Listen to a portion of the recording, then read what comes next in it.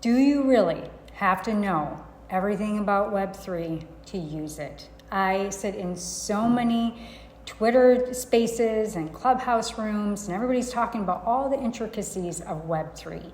We're at this huge chasm where we're in this early adopter phase of technology and the adoption cycle. And the reason for this is that while Web 2 was the front-end revolution, Web 3 is the back-end.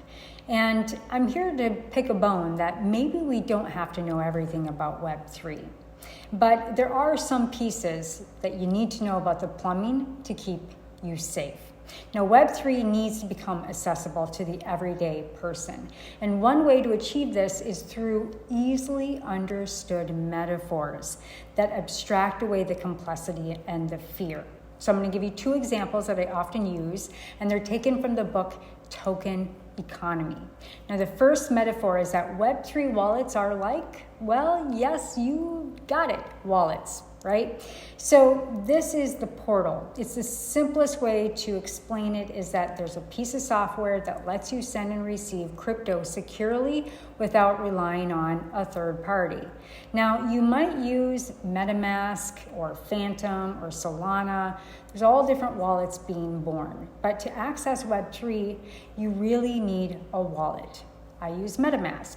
And thankfully, a wallet is familiar with anyone nowadays. Now, just as your physical wallet contains your driver's license, your gym membership, or your Costco card, and other signifiers of your identity, your digital wallet contains your digital identity. Just as you open your physical wallet to show your identity when you're carded at a bar, you open your digital wallet to reveal your digital credentials online. So for instance, I flash my MetaMask wallet when I buy something on OpenSea. And your wallet contains two types of keys, a public key and a private key.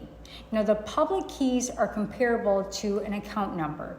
They can be freely shared with anyone. Where the private keys, though, surprise, they're private.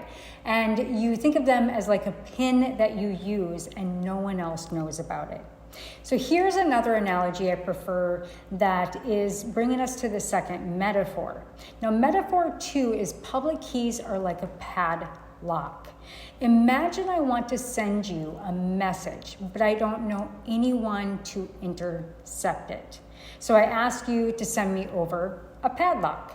It's unlocked, and for you to keep the key. Now, I put my letter in the box, I lock it with your padlock, and I just neatly send it back over to you.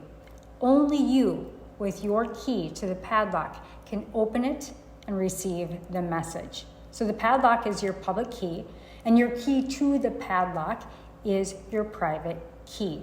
Now, those are two analogies that help us start to understand where we are in this chasm. And if you look at a big bell curve, it's kind of like we're right here in the chasm, and we need to get to that 30% adoption. It may take a year, 2 years, but it's far more easier to just start to simplify these different metaphors of understanding how to use Web3 than trying to break down all the plumbing. And if you actually saw all the intricacies in the plumbing, you'd throw your hat up, say, sayonara, goodbye, this is way too hard to understand. So it's my goal to start using simple metaphors for people, like everyday folk, to start to understand it. Even I have a hard time wrapping my head around it. So I dig in every single day and look for this channel for more tidbits soon. All my love, all my light.